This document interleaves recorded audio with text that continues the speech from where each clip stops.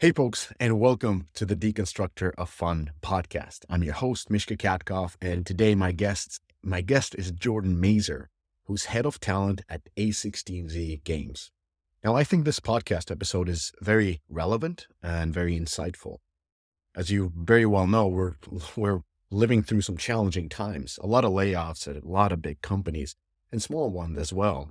And so I think Jordan is a perfect guest to discuss the topic of career management and talent management and hiring, because he has experience from Amazon, Scopely, and Riot building some of the best teams in the industry. So in this episode, we're going to have a lot of discussion looking things from company perspective, such as how do you hire against culture and what should optimal interview process be. But we also discuss things from individuals' perspective on things like how do you evaluate an opportunity and how do you negotiate an offer. So I want to thank our sponsors, Exolo, AppsFlyer, Data AI, and Heroic Labs. And without further ado, ladies and gentlemen, please enjoy the podcast.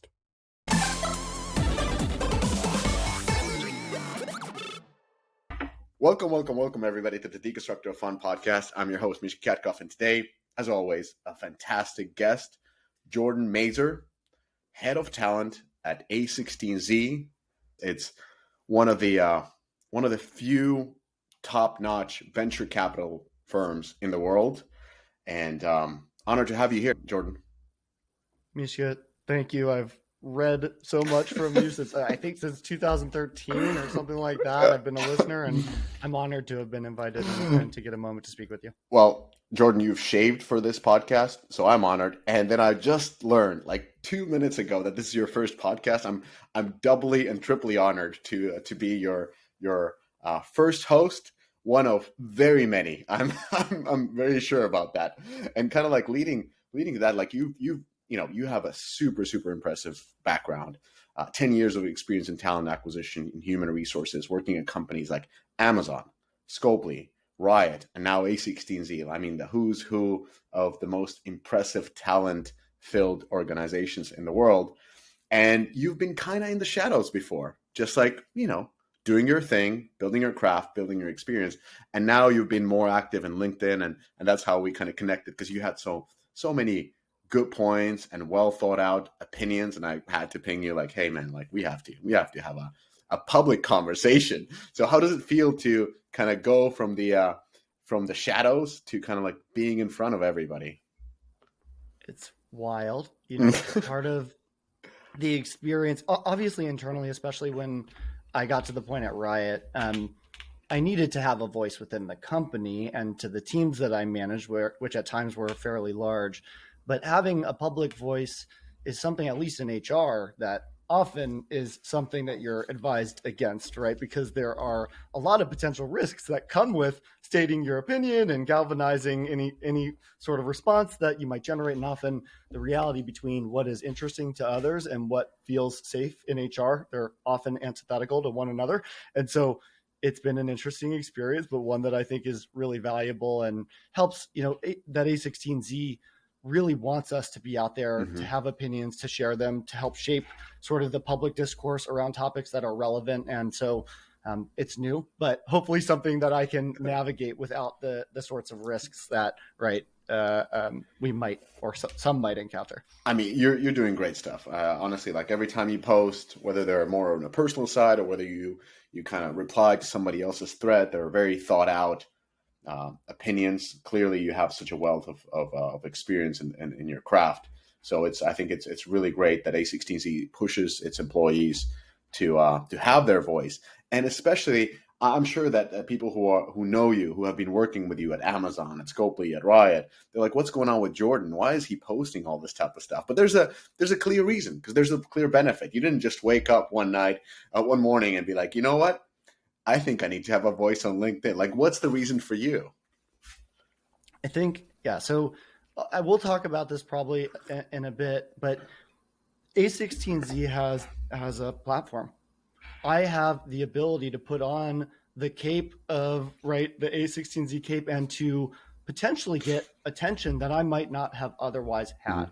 And as long as I'm saying things that are thoughtful and resonant, I am able to potentially magnetize the interest of lots of people. I represent a very broad portfolio of companies, and one of my goals is to help bring talent to their doorstep as best I can. If I can help shape the view of gaming, if I can help lead the conversation of where we're going as an industry, the change from maybe publisher backed to VC backed sorts of companies and what they provide as opportunity for either folks that have been gaming for a long time but haven't seen an alternative route, or from outside of gaming who have the appropriate and fungible skills to join the workforce in gaming, which does not have a large enough sort of talent infrastructure to actually support the growing and booming business that we're part of, then I've hopefully done part of my job, which is helping that sort of inbound talent funnel. And more importantly, if I can get them to write directly to me and say, I would love to do that, I can help network within the portfolio. So I think the reality of social media is it gives you an ability to gain an incredible degree of leverage on how you create outcomes for others. And so as uncomfortable as it feels, as risky as it is, at least for me as a human who lives this, I guess not hermit-like, but far less outward life, it's impossible to deny the effect or the value it provides both for A16Z and the portfolio companies that we're intended to support. And so, yeah, it's definitely a strategic advantage for us to lean into that and to use the platform that's been established by so many who preceded me here at A16Z and all the incredible work that they've done. I love that mindset. You work at a gigantic, it's a corporation by this point. I mean, it's a gigantic organization, you know, in that sense, like it's a multinational big, but still there's that hustle mindset that, hey, you know, everybody needs to fish over here. Like even head of talent, like be active over there. Don't just rely on the brand value, on all of that, on the external recruiters or partners. Like you need to be out there as well, doing the work, boiling the ocean and making things happen. So I like that. I like that approach. So I want to just congratulate A16Z on pushing your talent to do this. I think it's a great hustle mindset, even if you're big, even if you have all resources. I would say like big is an interesting way to frame A16Z, you know, what, 500 or so employees. So at least in relation to like most huge companies, I would characterize it as small in terms of its effect on the world, maybe large, you know, outsized, but I would at least characterize the company as one that still feels, to me, fairly small, having come from an organization previously of nearly 5,000 people, and before that, you know, hundreds of thousands of people. Yeah, of course. I'm thinking more about, you know, I would send it as a corporation. I understand 500 is a lot of people. You know, it's small to mid-size. Well, it's mid-size, but there's a lot of ownership in that company. A16Z owns pieces of the most successful companies in the world. So I kind of think about that in that sense. A corporation is like the web is never ending and in every place. So it's one of the most influential organizations out there. Like you can't even deny that. If your founder is constantly on Joe Rogan, you're a legit company. Like I will not share my opinion about our relative impact. Oh, yeah, I understand. Let's get into let's talk more about you. So, how did you end up in recruitment? Like, what led you to this path out of all the possible paths? God, total failure. I mean, like most, right? I fell into recruiting without any specific intent. Like if I look back on my academic career, I studied what I wanted, political science and philosophy. I worked at a municipal lobbying firm doing research while I was in college. I went to a sailing and scuba diving camp in the British Virgin Islands, and I helped sort of like chauffeur teams around and teach them how to explore the underwater habitat. I fixed computers and deleted malware and learned command line. Like it's just whatever I thought was interesting. And that lack of forethought, which is funny because now my career is to help people think about their career decisions, it landed me in a space where it wasn't very evident. This is about 2010. So right after the total collapse of the economy, and there weren't many jobs out there. So I applied to 700, 800 jobs, and I found a job. It was just a bad time. I found a job in recruiting at an agency, and I quickly got to Amazon by way of just a random interaction. I had tried to recruit an engineering manager at Amazon, and he laughed at me and said, "I'm never going to leave, but I love how you just did that." And he said, "Why don't you come in for an interview with us?" And I was like, "You know, sure, I'll do that." And I was so lucky to be there early. I got to see like a well-designed, very thoughtful, scaled hiring machine where they took hiring seriously. I can't tell you how many times in my, the following years, the ensuing time, where people would tell me you can't have a really thoughtful hiring machine at scale. But I'd seen one very clearly, and I knew that they were wrong. It's just that it's something you have to think about very, very deeply and execute on and prioritize to accomplish it. So I was super lucky to be there. But I was also one of 5,000 recruiters when I was there. And the path of my growth would have been who knows how long. And so I wanted to do something very different. And so I joined Scopely when they were seed stage. They were, I don't know, 15 or 17 employees. Wow. And there's this famous picture of Ankur, the CTO at Scopely, in like a broom closet. I wasn't in that office. I was in one right after it, which was like this live work loft. And, people were getting parking tickets on the streets because we didn't have parking. And, like they were just figuring out who to be. And I got the chance to learn, like, what does it mean to hire in a company that has no credibility? No one knows who they are. It's a market that's brand new. This is mobile gaming right when it was coming out of J2ME. And, we were going from Snake to interactive 3D experiences. They had just made Mini Golf Matchup, if you're familiar or remember that game. Yeah, I do. And it was really the advent of an entirely new sort of industry to a degree, one that I know that you were participating in at that point. And so I got to help scale them up to 135, which is a really crazy experience of like, man, how do you get people to respond? How do you get them to make huge life decisions? We were hiring, consultants from, the biggest consulting firms. We were hiring investment bankers into product management positions. This is sort of a la the Zynga model as well. And getting them to walk away from the kinds of jobs that they were in was a interesting challenge for sure. I spent a couple of years there, and I wanted to do something different. I started to realize I could match my personal interest for the types of games that were being created with my professional interest in building these sorts of companies. And Riot at the time was like 400 employees. League had sort of taken off, and I got invited in to help them build the Valorant team. It was called Ares at the time. That was with Stephen Lim, Slim, as many might know. He was the EP. And man, like I was just so excited to go to an organization that was very clearly going up and to the right, but building something brand new. And they were passionate about the kinds of games that I love to play and that I believed in, had powerful business models that could really push the envelope. So that was amazing. I stayed there for about 8.5 years. I eventually became responsible, as I stated earlier, for the entire recruiting organization. That was sort of on the heels of Kotaku, the DFEH investigation. And so I got to learn, how do you make thousands of hires in the middle of a brand cataclysm and everything that goes along with it. And then I ended up here. So that's how I got into it. I know it was a bit of a longer story, but by happenstance, and I learned I love the work. I love helping people find opportunity, and I love building organizations. Yeah, and you've had experience for different types of organization, like you said, Scopely. I learned a lot about hiring from going through Scopely's process back in the days. I mean, back then they were already in what's that area in LA? Damn. The Hayden Tract in Culver City. Yes, the Culver City house.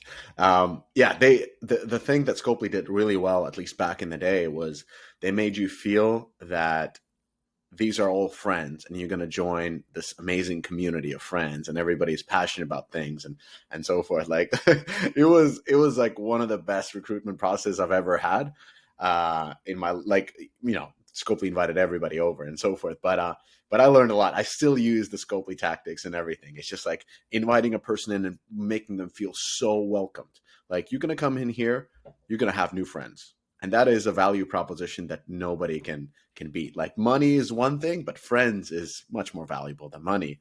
And so I know what you're talking about. Like, we can go to details sometimes about that, but we're not here to talk about, how to grow organization from 15 to 150 by getting top talent.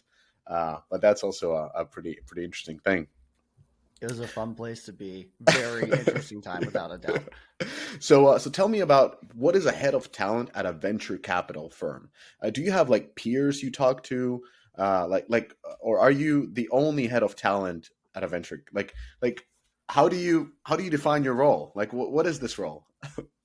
Okay. So first, I've only been here for 8 months. Mm-hmm. I often ask myself this exact question. So I'm no much more an expert than most others might be.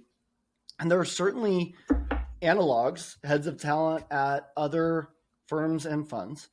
Now, I don't know that they all have the same job. So while I did say A16Z is not a gargantuan organization in terms of headcount, Mm-hmm. it is larger than most other venture capital firms in terms of headcount. And so our ability to create differentiated roles than other funds is pretty high, right? Because higher, the number of portfolio companies is higher. And so that creates some degree of differentiation.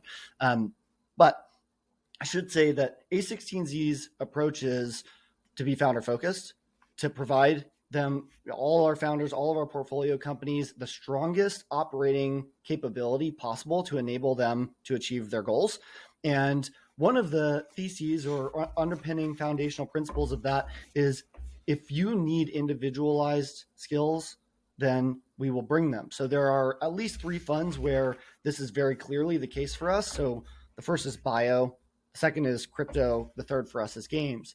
These are areas where getting support from some person who has the functional expertise but not the market expertise might not be the highest impact method of getting advice or network or what have you. So, as an example, in my world, if they brought in someone from General SaaS to advise on hiring, the likelihood they understand game design or technical art or all the individual concepts of technical art, like rigging versus meshes versus whatever the pipeline components. Yeah, it's all super different. And so this idea of individualized operator support is a critical component of how we want to approach supporting our portfolio companies. So if you look at the game fund, for example, Justin Payne, Twitch BD, he led Twitch BD. He knows publishers, he knows the cloud providers, he knows the deal terms, he knows how that all works. If you look at Lester Chen, he led YouTube creators led the YouTube creator program. And so he knows Ninja and Toast and Pokimane and Shroud. And so if they say they want to be introduced, then he can be like, well, I know their agent and I know the deal terms typically. And I know, it's very unique sort of perspective. Or Doug, who led marketing for Supercell and had a huge role in shaping what I think is one of the most emblematic brands in mobile gaming. It's absolutely incredible to be able to work with people of that caliber. And for me, I come in and I come from the game side to help with whatever I can. So I'll be sort of thoughtful, like at the top level, what is it that I actually want to help them achieve? It's sort of 3 things. I think there's 3 goals for what it is that I supply.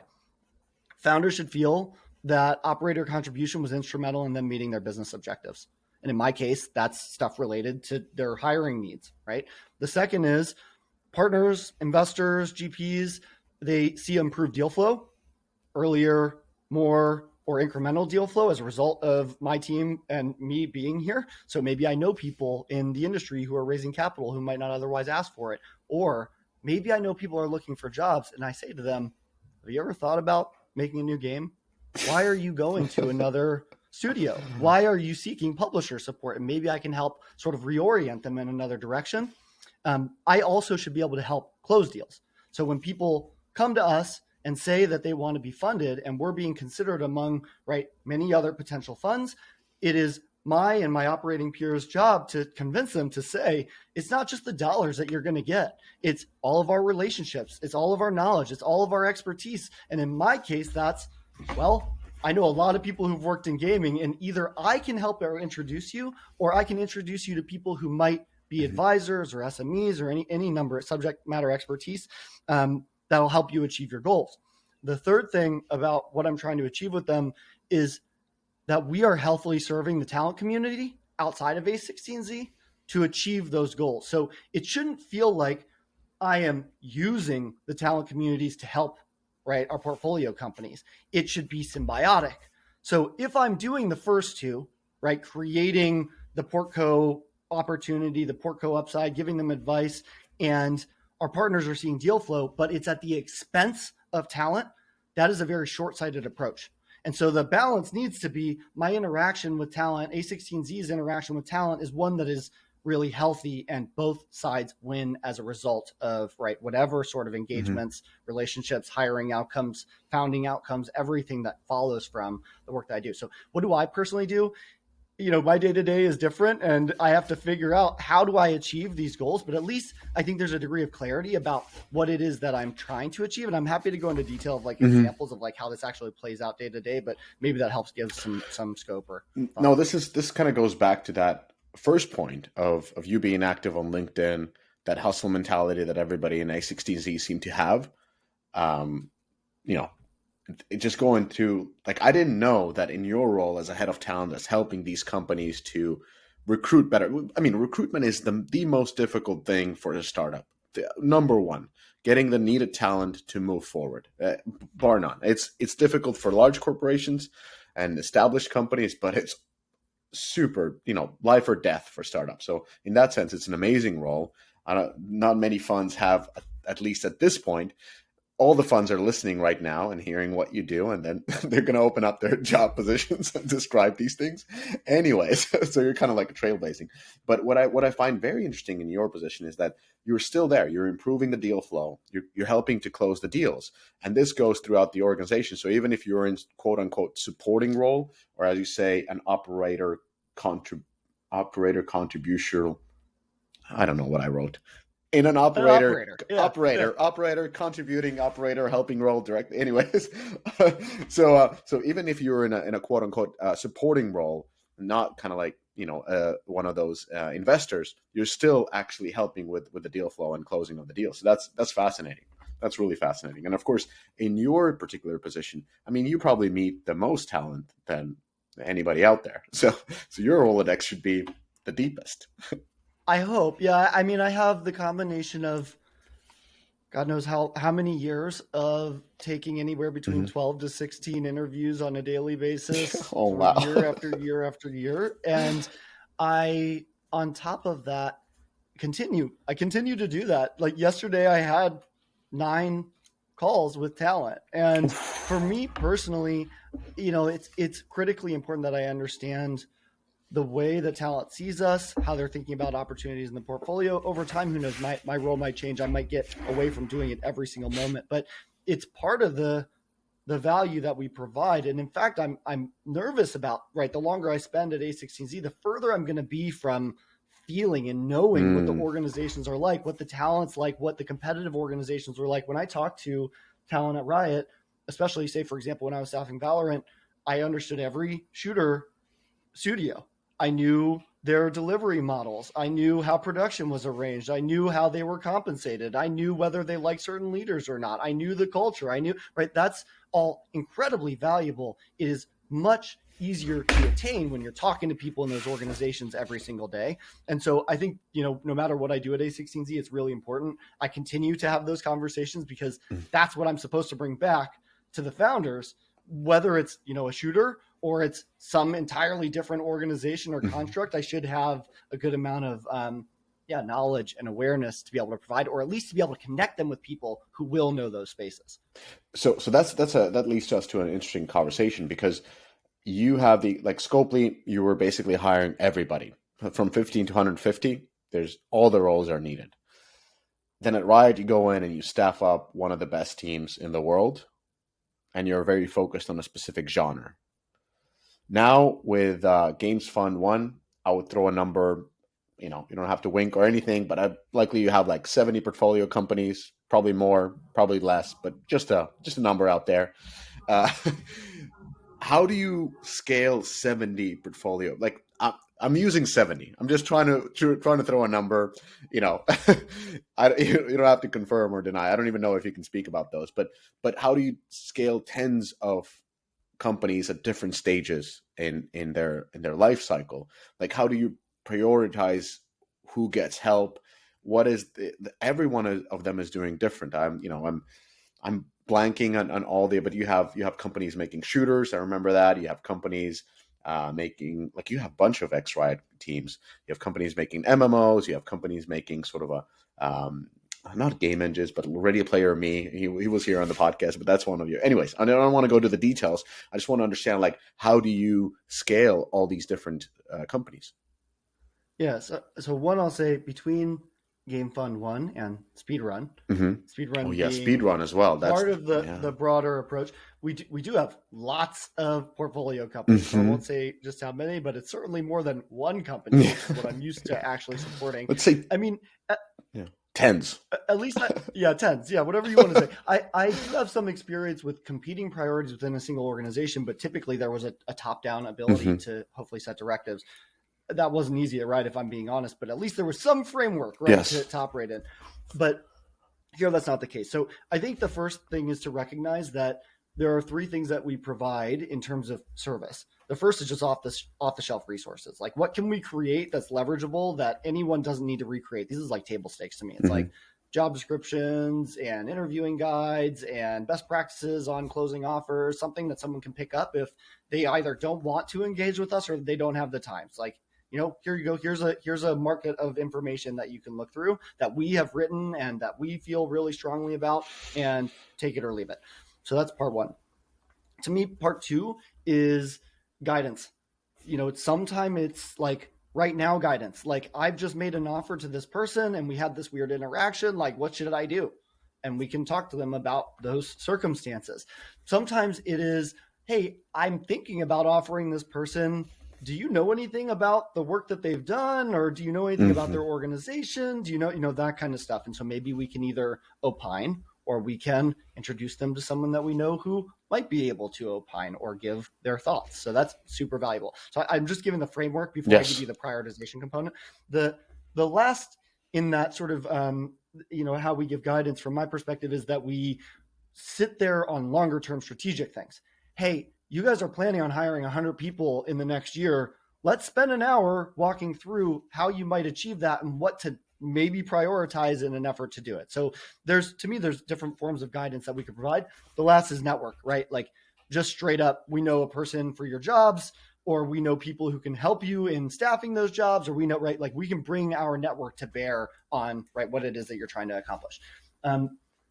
We are more able to, without constraint, provide number one and number two, right? The resources, the in the moment or longer term advice, because those are leverage. They have leverage.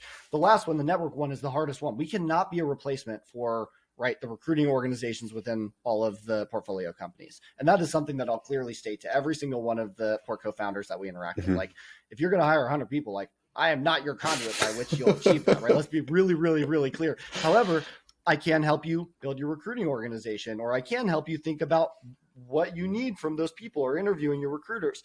Now, hopefully, we don't get into a super tough prioritization conversation, because number one, even though we have a lot of portfolio companies, they don't all need help at the same time. Hmm. They're in different phases of development. They might not be hiring or hiring much because they're in a development phase or not a growth phase. We might get to a point where several of them are doing exceptionally well, and I'll have to sort of rethink, like, okay, Yeah. how and can we support them all? But at least today, we're not in that position from my vantage. And I think the network side, the way that we provide the maximum amount of effect, is what I was mentioning about our brand position. I want to create a very strong inbound funnel of talent who didn't otherwise think about going to all these startups, or who don't know how to think about each one. Instead of forcing them to go and apply to 16 different companies and to not know which of them do what, maybe they can come to a central point, right? Me or Caitlin, who's now on my team, and we can have a discussion about their interests, and then we can help them maneuver across the portfolio, and we can filter to a degree on behalf of all the founders. Now, ultimately, we can't do it for everyone, but at least we can probably create a much higher volume of relevant candidate flow than they would otherwise have. And we have the skills and capability to be able to look at those backgrounds and say, we think they are good at X, Y, or Z, in a way that the candidate can't quite articulate to the portfolio because they don't understand what's available across the entire breadth. Does that make sense? I mean, I'm just listening and feeling blessed. Like this is magnificent stuff, man. Like so you actually said three things, but I caught four, because off the shelf instructions, guidance to run your many founders don't know how to build recruitment. I had to build it from the ground up. I know just from my perspective, I was like, I have been recruiting for a long time, but when I have to do everything from the ground up with no recruiter, it's a total different ballgame. So definitely any kind of off the shelf guidance or instructions or playbooks is a phenomenal thing. Guidance, so meaning individual cases, that's phenomenal. Just getting some help. Like that's where you normally connect with your investors, but they're busy. They're doing other things. So they have to connect now with others, but you're the central point. Strategy, of course, like the companies that A16Z invests, because of the size of the fund, have to be unicorns. Like that's the goal with every company. Like it's really depending on the fund size and then Ambitious. let's put it ambitious or unicorns. Unicorn is a nice word. So of course their ambition to grow has to be in line with their ambition of size that they want to reach and the influence they want to reach. And that's in that sense, having that ability to help them with strategy, because a lot of companies like, hey, we want to make a shooter. All right, we need to hire 150, 200 people. If you haven't done that before, that's a tough task to do. And then boom, Jordan comes in like, let me tell you how we built up Valorant. So that's a pretty awesome thing. But you mentioned a fourth thing, which is funneling talent, because you are the central point where I think there's, to my knowledge, correct me if I'm wrong, there's like a way you can put your resume into the A16Z folder or something. I haven't done it, but somebody mentioned it. You're not looking for a job? Yeah. No, I haven't done it. After this, everybody who's listening, put your name in, and Jordan will check you out. But you can apply to some central piece, and then if you're a person that is interested in gaming, and they'll probably go to you and your team member. So sorry. I'll briefly share how that works. Like I have, I'll post it on my LinkedIn, and maybe I don't know, Misha, if it can be shared somewhere with the podcast notes. But we do have a form where people can just give us very simple. The form says it takes 4 minutes. I'm looking at it right now. Yeah. It's just like, what's your name? Can I have your LinkedIn profile? What stages are you interested in? And effectively, it's us generating a prospects list of everyone who might want to work at a startup but hasn't thought about how to sort of go about doing that. And we use that list constantly whenever new jobs open up, or I just actually scroll through it on a daily and weekly basis to find new folks. And I do my outbounds and I go talk to those people. And I think I've had like 80 introductions as a result of people who've signed up for this over the last month. So it's truly valuable. And this is just on the scale of my LinkedIn, and without us putting it on branded channels and all the other things that will, I think, have a powerful outcome. And this what gets that number 3 part. I don't want us to do it at the expense of talent. I want to create really great opportunities for talent and for it to make sense for the portfolio companies. And by having them not try and direct one-on-one with each portco, I think it maximizes the opportunity that we do the arbitrage to find the right role for the right talent and for the right portco. It's like it's all got to fit together. So this is the benefit of working at A16Z. There are other funds, but I don't know if they have the same ability to use the megaphone the way that we do, because of, again, all of the foundation that has been built by many people here at the firm who've been incredible at, just all the work of creating a reputable brand that people know that we mean what we say, when it's like, we believe in our companies, we believe in the opportunity, and people believe in that. Yeah. Awesome books as well. Hard Things About Hard Things and so forth. I read them all. Those help to build the reputation as well. I wanted to ask, the funnel talent, actually, we're not going to put in a link. If you really want to work at startup, you better find your own link and find where to apply at A16Z. Let's put in a little bit of a hurdle there. So one thing about your work, is there talent sharing between portfolio companies? Because as you said, and in my experience, portfolio companies go through different stages. They use different type of talent. Sometimes you hire talent and that talent is not a fit. That doesn't mean that the talent is poor or just, it's just not a fit for this company. And you want to say, hey, this person wasn't a fit, but would, is somebody else, like, do they contact you, or like, how does it work? Some of them do. Yeah. So I have both founders and recruiters within those organizations, or like operational leads, who will send me folks that they talk to and felt like they should be shared. Not all founders have that same mentality. I think some are probably more sharp elbow, where they'd rather not be sharing back out talent to organizations that they might observe as competitors, which I think is totally fair, right? Like ultimately what they think as their talent strategy is very reasonable. I'm of the mind that rising tide lifts all boats, at least in the context of gaming. Like I think actually Valorant is a fantastic example of this, right? Valorant came into the market and it was actually accretive to Counter-Strike. Yeah. Counter-Strike was flagging, and then Valorant came out, and now Counter-Strike is more successful than it ever was. So in my view, there is this unique non-cannibalist type reality in gaming that creates a dynamic where talent sharing might actually be good for all of the parties involved. But there are scenarios where I don't think the founders or teams either agree with that, which is fine, or have the time. And that's fine too. Yeah. And that's why I like to be the initial point for the talent, because if they go direct to these companies, which first, the chance that they do that is low because these companies don't have as much brand as you would prefer them to have, especially not the ones who are still stealth, right? There are plenty of companies that we have not disclosed. So how are they going to get inbound applicants? This is not going to happen. So that's problem one.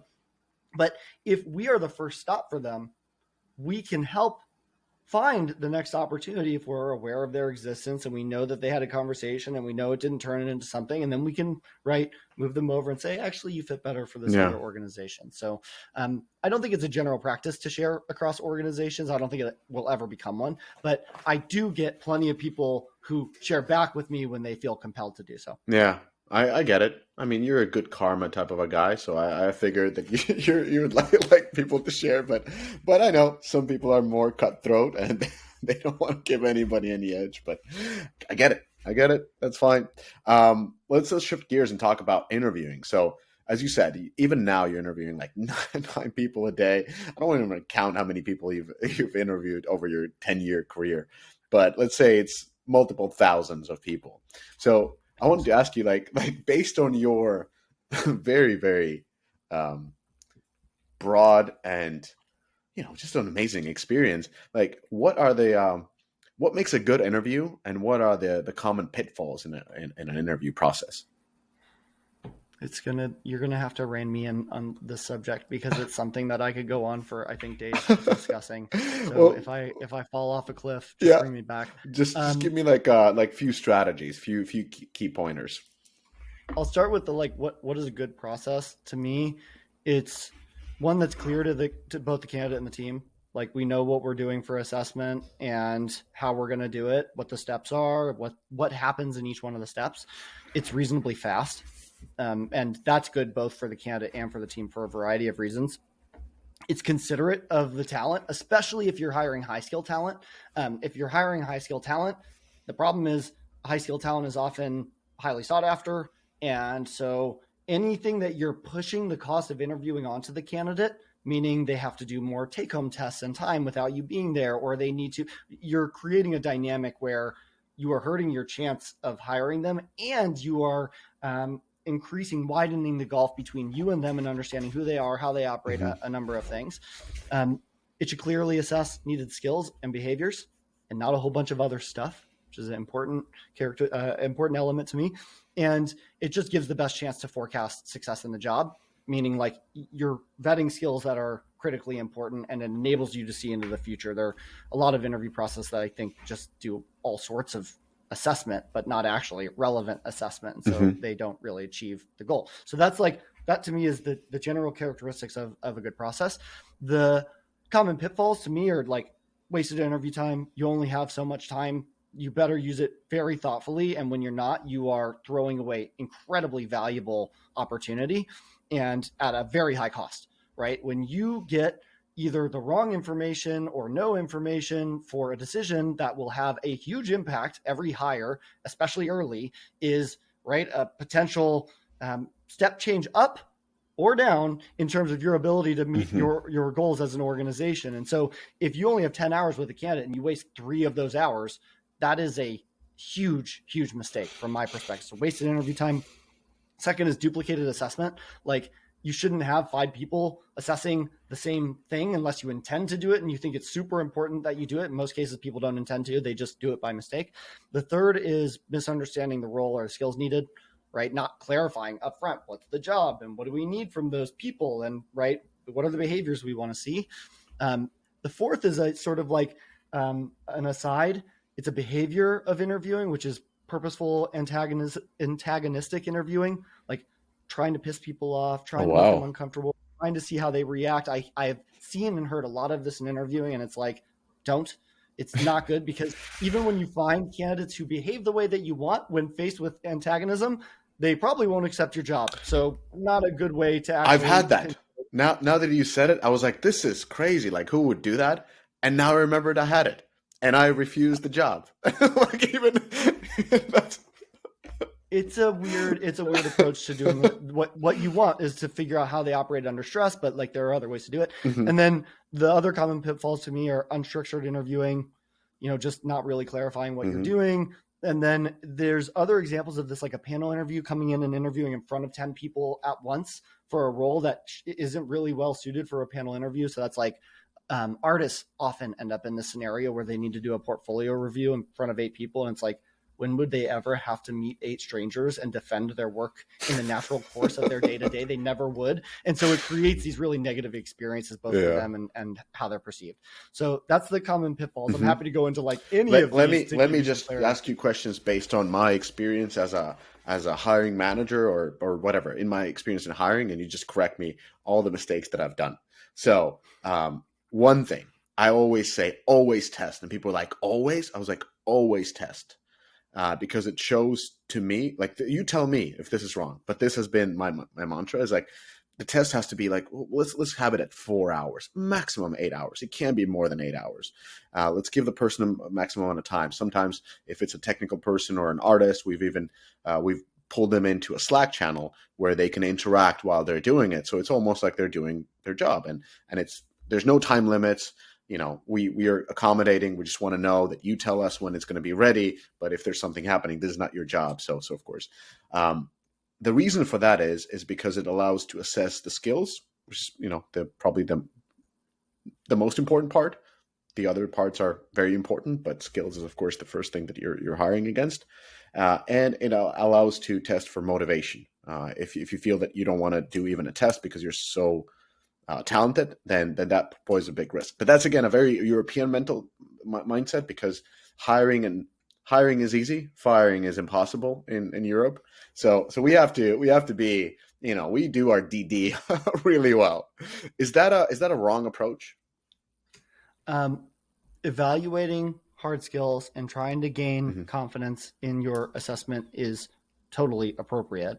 Now, the challenge that you face, maybe more so in less regulated environments than Mm-hmm. in maybe European environments, which I'm not going to Yeah. go into the depth of the legal consideration, but um, you face the challenge of other competing organizations being willing to move more quickly than you, or to accept the cost of the assessment onto themselves instead of externalizing it onto the candidate. So I'll give the really specific example of I'm hiring an engineer. An engineer in the United States might have 10 other active interview processes if they're looking at opportunity.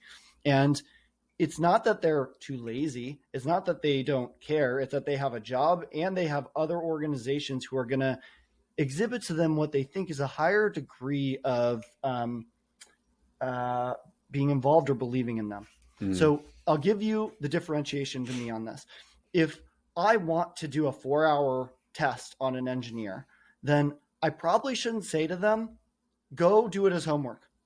They're not going to do it. They're about 2/3 of them, I'm guessing, will likely ditch the test altogether. Mm-hmm. A third of them might do it, and they're probably going to be the most desperate ones, the ones that actually can't find the jobs at the other companies or don't have competing opportunities. The alternative is I say, I believe in you as a candidate. I am super jazzed about the opportunity to work with you. I want you to come in with our team for a full day interview. Mm-hmm. And then you spend 4 hours of that interview pairing them with another engineer to do the coding test. You get the same assessment, you get the same insight, hopefully.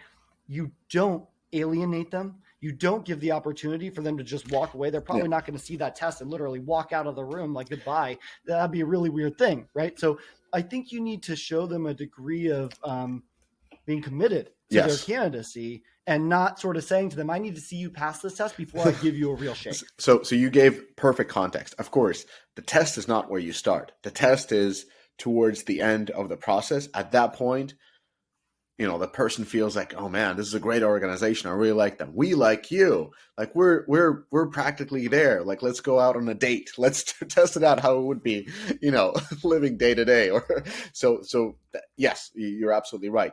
And in my experience, like having foregone tests a lot caused a lot of issues where the person wasn't qualified maybe to do their job as well as was intended. And that caused into a separation. And then, especially with a startup, you kind of want to show the traction that you're holding on to people rather than rotating people. And so for that, I would push for testing, because then you're making sure that the ones you're bringing on are keepers. And that shows that you have more stability rather than rotating. That was my thinking after a while. And I want to at least hone in on what you're testing, because this is where I actually see the biggest mistakes. I'm going to try and give a way oversimplified example, but I think it helps communicate this. Say I'm hiring a cashier, and I say that one of the hard skills that I think they need is the ability to count money and deal with the till and figure out change. I could state that as math, which I would say is far too broad and problematic for a variety of reasons, because included in math is trigonometry and calculus and a number of very difficult concepts. Yeah. Or I could say arithmetic, which is adding, subtracting, dividing, and multiplying, which actually probably are the elements of math that are necessary for someone to effectively be a cashier. If I am that detailed and I can characterize it's not math, it's arithmetic that I'm searching for, and it's these 4 operating capabilities that people should be able to do, the plus, minus, right, divide, multiply, then when I assess those, it's likely that I know or not that they have the functional expertise. Now, I say this because when you go up a level into more complex jobs like engineering, if someone says they have the ability to write code or to do back-end, development, it's like, it's so overgeneralized, it's crazy. And when you just let some maybe junior engineer in your org go and assess that, their definition of what that looks like and your definition potentially as a leader in the organization might be entirely separate from one another. And that creates massive issues in either over or under assessing talent as they come into your organization. Yes. So I do want to clarify, like skills tests, yes. Skills tests still need to be highly defined, I think, to be effective, and prognosticative, ability to forecast future performance by actually assessing the things that are important for the role. See, this is why you're head of talent. Like, I didn't have this conversation. I was like, another thing that kind of came to my mind when I was hiring in corporations, I got a couple of times. I was in a situation where I was hiring my own boss. And usually this person would be in an SVP position or so forth, and they would be coming in on the stealth mode, sitting in a cabinet somewhere on the side of the building, and they would be rotating a lot. And what my MO was, people listening to this who I've interviewed know this. So they were going through such a, like everybody in the company, all the studio heads would be interviewing them, all the CFOs and COOs and so forth. I would come in, I would like, man, you're probably tired. You want to take a walk? And then I would just take them out of the room and just go on a walk. And I would say, everybody's been asking you all these questions all day. You ask me, like, I can tell you everything about this organization, about the challenges you're facing. What can I tell you about this? And let's just have a conversation. We took like an hour walk, and I felt that everybody who I interviewed really liked it because they kept in touch with me afterwards. But was that a proper, like, what do you think about, like, if you would have heard, you're in the same organization. Let's say it would have been Riot. We would have been walking around Santa Monica. I'm just taking out these heavy hitters for a walk. What would you tell me? Like, what are you doing, dude? Like, what's happening? Or like, was that a right move? It depends on the goal. Like, if I look at the entire expanse of what I'm trying to evaluate with a candidate, say I have 8 skills, 1 through 8, I would assign them to interviewers, whatever they were. And I'd probably within the skills have behaviors, especially if they're not hard skills, if they're soft skills that I want to see exhibitions of, and in fact, we might see an antithetical experience, like someone who does the opposite behavior than we want to see. If the belief is that we have that expanse covered already, and we have this separate discussion that enables the candidate to better understand the organization or to ask questions, that's great. But if you are doing that and you think you're going to come out with an assessment of the candidate, I would suggest it is not an effective, like your one part. Yeah. I would suggest it's somewhat ineffective unless you describe to them what you're doing and why. So this is another thing that I often advise interviewers, interviewing teams. They often are like very reticent on this. I think you should tell candidates at the start of your discussion, each one of the discussions, what you are trying to get out of your interaction.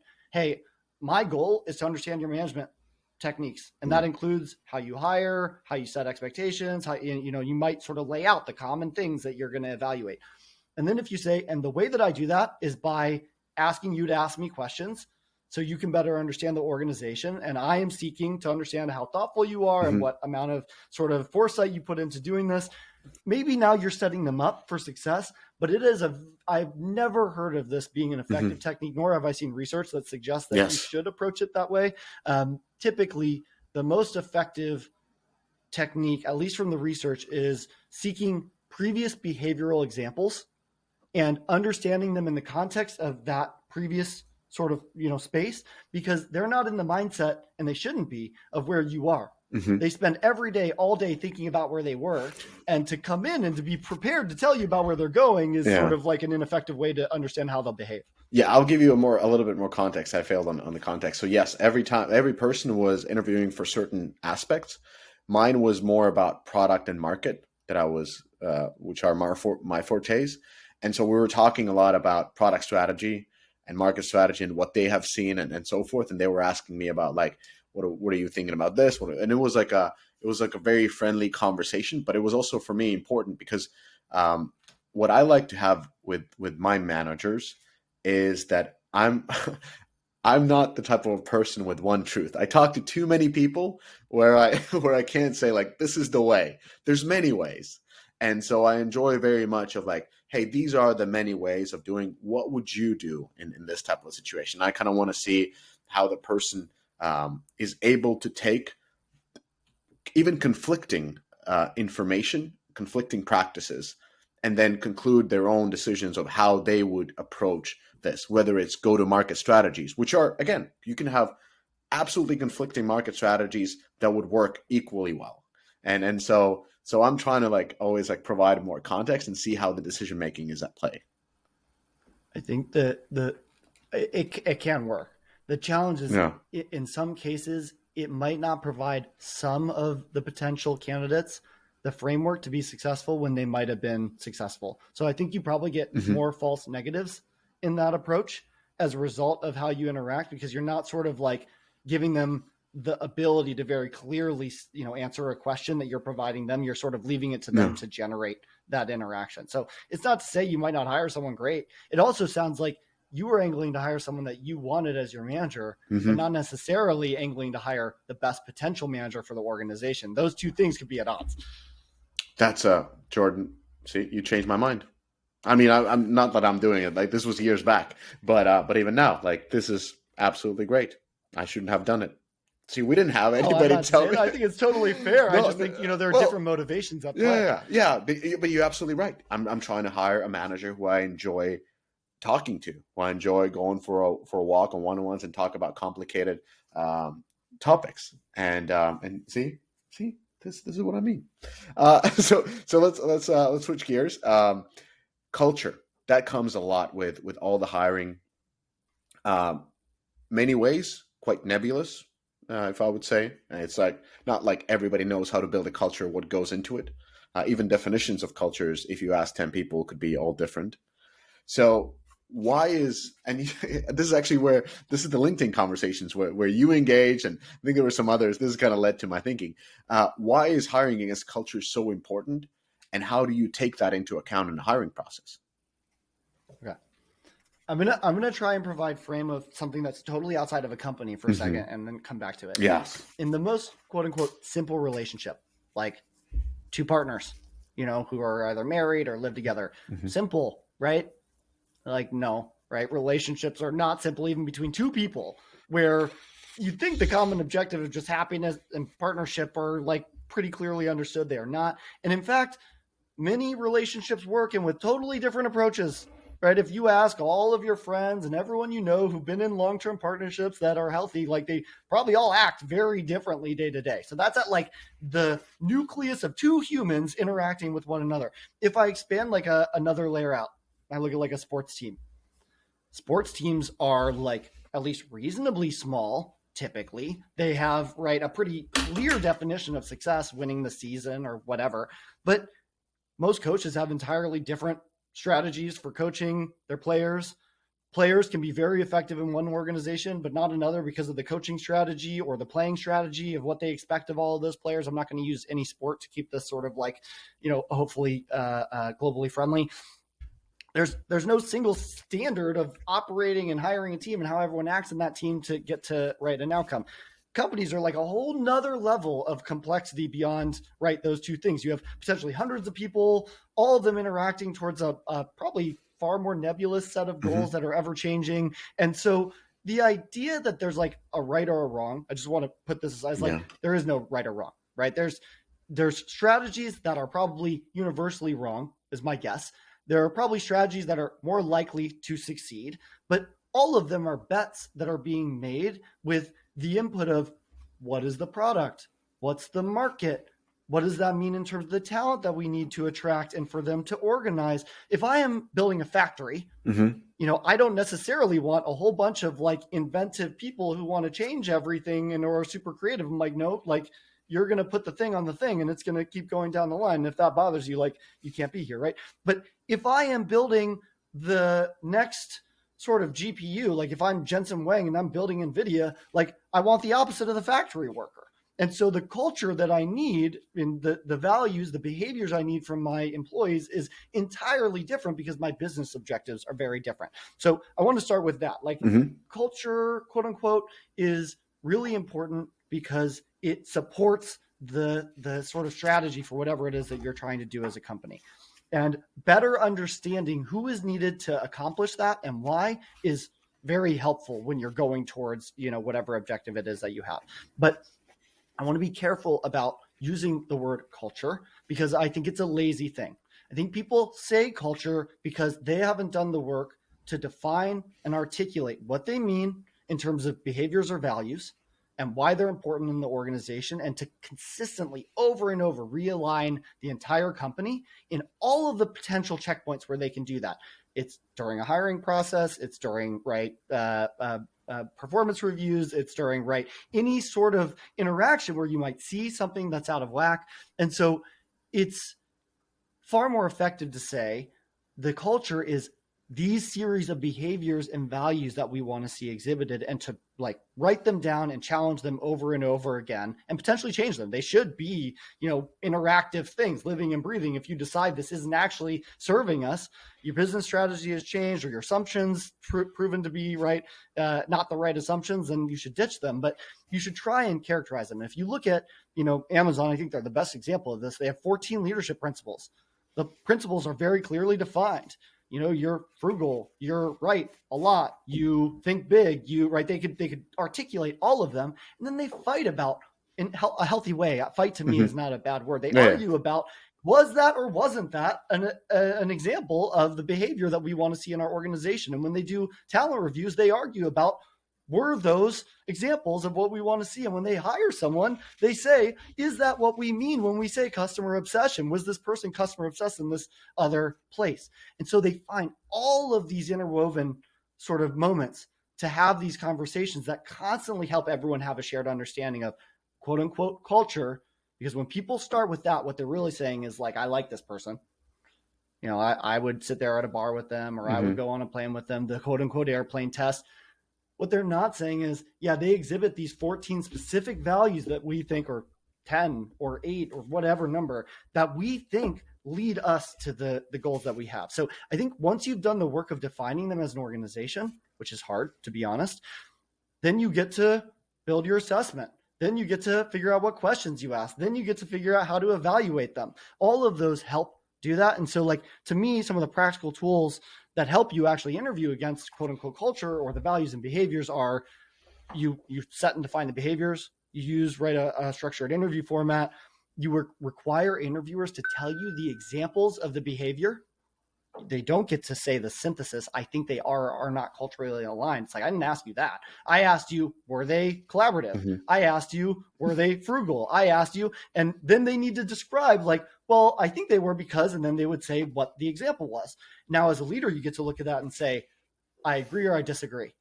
And if you do either, you say to the team, this is why I agree or disagree, because you're helping create, right, that shared interpretation of what it means to display the values or behaviors you want to see in the organization. And the last thing is, you do not allow factionalized interviewing.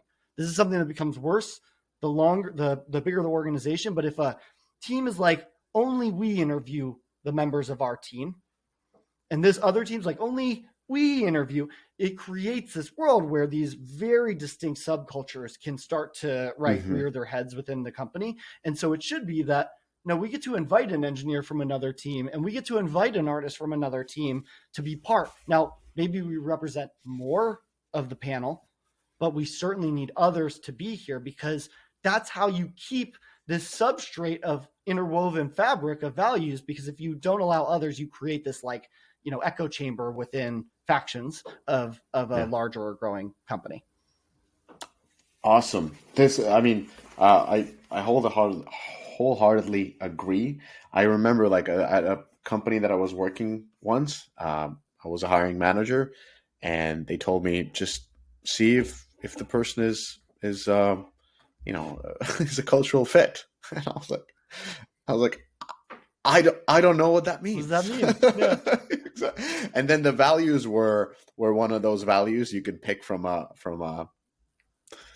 value box where executives can, I'm not going to mention any of them because people could go in and like they were so high flying, so general that it could apply almost to any company. So it wasn't able to use it. And I remember like when I wrote here values, and then from values you built your assessment. This is actually something that I read from a book.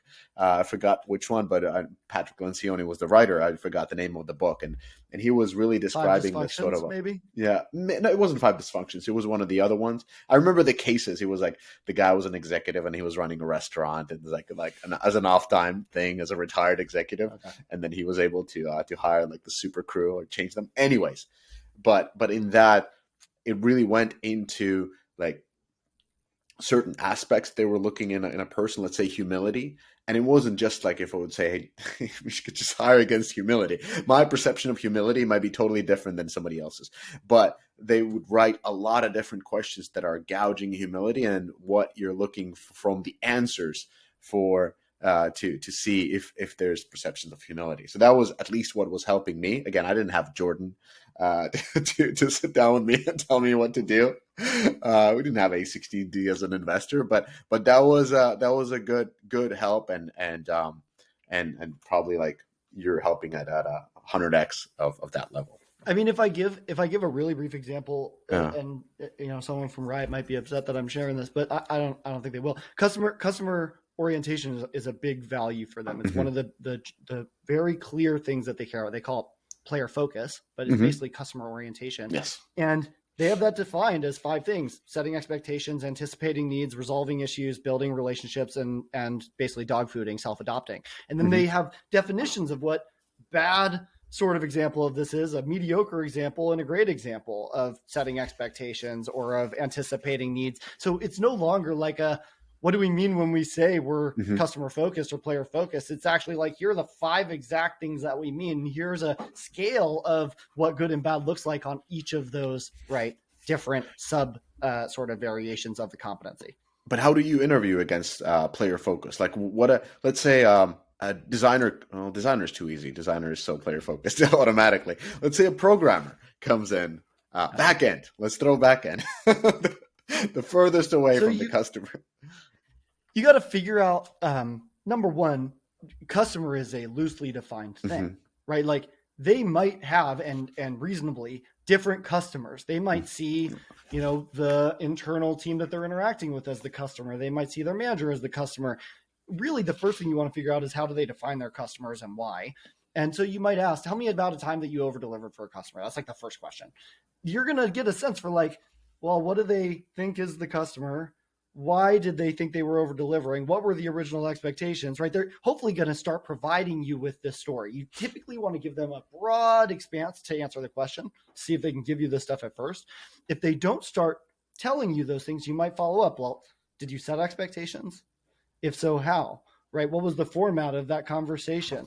All that kind of, why did you think that they were the customer? What about this other customer if they didn't say it, and see how they respond? So as an interviewer, you want to start by giving them maximum opportunity to give you all the right answers. If they're not giving them, just there's like an omission, you should pressure them and try and give them like, hey, I'm the breadcrumb. I'm looking for these other things. Mm-hmm. If they give you the opposite or something you don't understand, then you can sort of like, hey, that doesn't make sense to me. Why are they the customer? I would think this is the customer, and see how they react. But you start with a behavioral question that you think is likely to solicit a story like this. And then you ask a series of follow-ups that are intended to pull out the behaviors that you know you're already seeking. Awesome. Damn. Where have you been? I'm like almost 40 and I'm having this. All right. Switching gears to individuals. How would you advise talent to evaluate an opportunity? How would I? Okay. So I will start by saying wide to narrow. If I'm a candidate and I'm a prospect or whatever, I'm looking at my next job, I want to start by thinking about the market or the product. Mm-hmm. You know, where are they operating? I'll give an example to help sort of define this, but I'll just give the overview. The second is the company. So like, you know, are they a challenger? Are they funded? Are they early? Are they late? Are they in, you know, a sort of efficiency era? You know, what's going on with the company itself? Mm-hmm. Team and manager. Who am I going to be working with, right? What's my role going to be, and my pay, that kind of stuff. I'll give my example of joining Riot, right? I was joining a gaming company, a market that had really sort of like universally agreed high upside as a longer term. There's a belief that, right, this market was growing. They are known to be high margin businesses, which is good. There's a sort of recognition that there was a talent supply issue, which is good for employees generally. And they were basically a challenger against incumbents that had already displayed success, and they were rapidly on the rise, which meant, if I just take my role out of the equation, the substrate was they likely have lots of resources, lots of opportunity, and more work than they know how to accomplish, which means people who come into that organization and who do well might be able to then accrue responsibility and knowledge and learning and any number of things. Mm-hmm. They were also enough, though, where I'd probably have tutelage, people to learn from, you know, sort of role models. If you go really early, you might miss on some of that. Yeah. And so it's important to consider, like, what am I getting and what am I losing by going to an organization? But I did have a bit more capped upside at that point, right? My upside, because I was joining a little bit later, wasn't so massive because I got to a company that was like really sort of, you know, on the way. So that was a bit of a trade. The last part was I got to join Slim. I got to join Stephen Lim, the head of the Valorant studio. I believed in the product. I believed in what I was going to do. But to be honest, like, I would have joined Slim on anything because I believed he was really smart.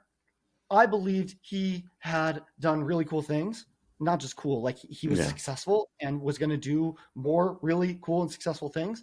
I wanted to follow him, and I believed he believed in me.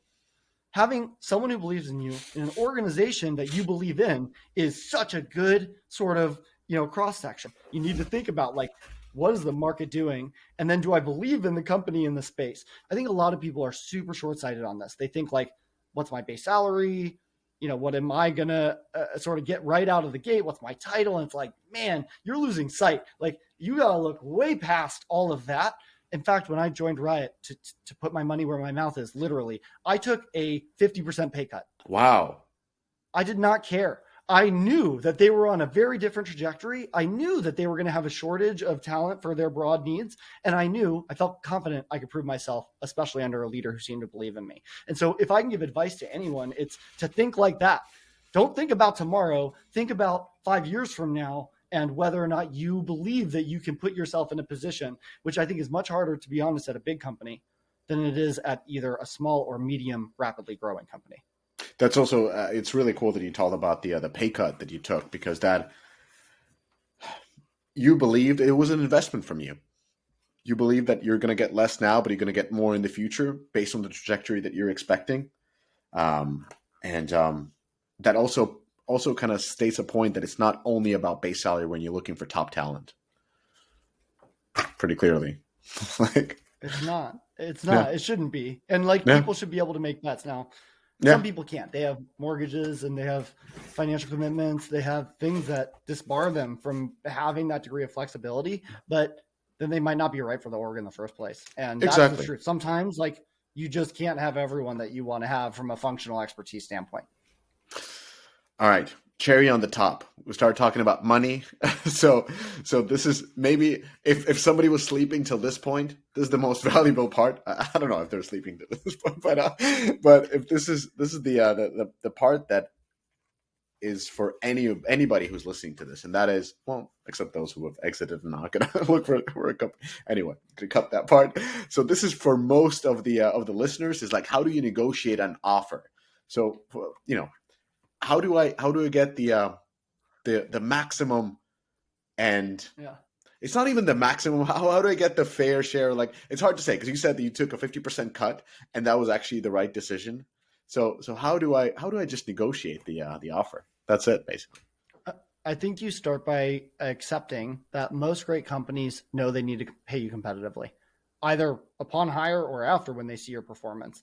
I think most people start from a belief that like the company has it out for you and wants to make the most on every hire, and like they're dumb. They're not dumb. They're not evil. Most companies are not. Maybe they are, but they probably don't have great talent that you believe in, and any number of things. So start by just like, do I want to work there? Are there other people I believe in there? Like if yes, then start from a belief that they and you are on the same page. They want to take care of you because they want to keep you. That's like, I think it helps the rest of this entire conversation. The second is give as little as you can up front. Don't say I expect X or want Y, I need this title or whatever. Like just go into the process. If you're excited about the company, do not give information because you are effectively giving them the sort of pathway to your heart. They'll know what to push on or whatever else you care about that isn't money. And like, you don't want to give them that leverage to be able to sell you super easily. So that's part two. Part three is dazzle them. Just be an incredible candidate, show off your skills, understand their business, exhibit that you care, think about their competitors and know about their competitors and why you choose them over others. Like in my case, why did I care about Riot versus Activision or versus Blizzard or versus, like, if I can speak about all their business models and why I think Riot's better positioned, like I'm thinking about this and I want to be here. So that's number three. Number four is when you get the offer, display humility and appreciation. Like, thank you.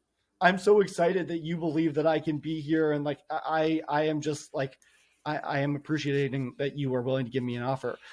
You can always tell them this doesn't quite line up with what I need. It shouldn't be what I can earn or what I can competitively make. You're starting to create this weird dynamic. It should always be about what you need to live your life. So I think the minute you start talking about competitors at that point on pay, you're creating a weird dynamic with the team. I think it's much smarter to say, I need X, Y, and Z. If you want to give them a reason, it should be something that is like discreet. I have a mortgage or I have these other things. And so it's not that like I'm not passionate about what you're doing. It's that I can't sell my house to take the job. And so like it's either I get it or I don't. You shouldn't play games. You should say once you've done that, you've like dazzled them and whatever, now you can say I need X. And if they give you X, you better accept X. Or you're going to really offend them for a long time. They'll remember that forever, right? So like don't play any games and only give them numbers if you're going to actually move forward. So that's the last thing I would say there. And then be realistic. You cannot have uncapped upside and high base salary. And if you can, reevaluate if you want to go there, because that's a really untenable compensation strategy for an organization. They are not managing their funds well and they will explode. So you don't want them to make really bad choices systemically. And if they're doing that for you, giving you really high base and a ton of equity, it's like, they're not very smart financially or strategically. And so you should already be asking questions about the viability of the business itself. So I think that's all the broad stuff. And then the last thing I want to sort of impart is recognize that being top of band makes you a target. You do not want to come in after there are 17 approvals on your offer because everyone's going to be watching you like a hawk. It is so much better to come in regular, to crush your work, to exhibit value, and then for them to want to give you the money. Because they want to keep you if you're doing really well and the business is doing well. So like that gets back to point one. They're smart. They want to take care of you. Their talent strategy probably has, right, the orientation of we value great talent, and value means we pay for and do what we need to keep them. That's really great advice. Really great, and sort of like a long-term advice, not like the other YouTube. Here's how you get the best possible offer in 2 minutes. I wanted to ask you one more thing regarding the offer, since you're helping startups. A lot of people probably are joining startups for the first time. There's employee stock option plans and things like these that are difficult to understand. I've noticed, especially in Europe, depending, of course, on the country. My experience with Germany was different than in Finland. Like, people didn't really understand. In Germany, they were almost afraid of even seeing employee stock option plans. They're like, "What is this? Like, this is, I need to get a lawyer to start looking at this," and that kind of stuff. So, anecdotal information just on my behalf. But how how do you help the founders or the portfolio companies to kind of leverage that stock option plan? Like, how is should be communicated to people joining, so that they understand that upside? I think part one is establishing trust. So like you need to find ways to exhibit trusting behavior throughout the process, such that when you get to the point of this very complicated subject that people might not ever understand, if I'm being really frank, they at least trust that you are on their side. So if I can say anything, it's like do a bunch of things so that when it comes to something complicated, they trust your assessment or what you're telling them in a simplified format. That's number one.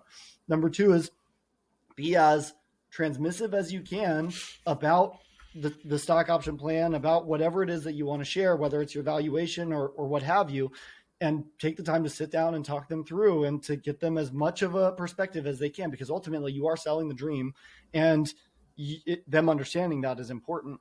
And then I think the final thing is introducing them to other people. This is where actually you like saying, go get the opinion of others. And then you introduce them to people who've won on equity. Like I am the person to put, anyone who's like, I don't value equity. I'm like, let me tell you about my experiences with equity. Mm-hmm. Like I'm so happy to have that conversation. So like, I think that they need to establish trust. They need to be expressive and share. There's only a degree of understanding. They should encourage others to go research and understand as best they can, but these are complex financial instruments. And then the last part is, I think, finding ways to push them or introduce them into other people who might sell from their own perspective, their experience, or even the bad one. Talk to someone who didn't have a good experience so you can come in feeling at least as informed as possible about this topic. Yeah, those are really good things. I noticed like there were different, even sometimes there were scenarios that people think that they knew about equity, and they would come in and they would like demand a certain percentage of the company, or that kind of a thing. Like they like it would be convoluted, but then again they would demand it, but they would be in options, and you're like, okay, so this is even Do you an understand how unfair. dilution works? And yeah, Do you know how options work versus stocks? It's like all these type of elements. The taxation, so no, those are different. So I'm not like laughing at somebody not understanding, because they are very complicated. And I'll be honest, like I'm even now, like, presumably, let's say I'm getting an advisory stock option pot. It's still like, wait a minute, now I have to think about it. What is this company's trajectory? What is this? What is that? Now Unity made a move. How does this company gonna work? So it is very complicated of a thing, and I do know a thing or two about options and stock, and still, so there's nothing to laugh about. That's why I wanted to ask a question, because a lot of the time, selling that dream, selling that upside is very difficult, especially since there's over 90% chance that it goes to zero. So that's another part. It's hard. This is where character matters to me. Like I I really believed in the character of the leaders of Riot, and I think Mm-hmm. they tried to take care of and did take care of all the early people. And as much as they couldn't explain maybe all the elements of how the stock and right ownership were working, when it came down to it, they wanted to make everyone whole and give them participation in Riot's success, and they did. And so like that's like ultimately there's some amount of ambiguity you're going to have as a potential employee. You're never going to receive the degree of insight you would prefer for a lot of reasons. And then it comes down to like, do I believe in these people and how they're going to think about their employees and treat them? Awesome. Well, Jordan Mazer, if this was your first podcast, you crushed it. I mean, here's to many to come. I'm sure you'll be a sought after guest in in much larger podcast than this one. So thank you so much for coming, and thank you so much for sharing. The only bad thing is that we're having this conversation now and not 10 years ago. So well, actually 10 years ago you just started, so that would have been a valuable conversation. It would have been weird. Yeah. It was my pleasure. Yeah. It was my pleasure. I was so happy to be here. I just want to say thank you for giving me the time.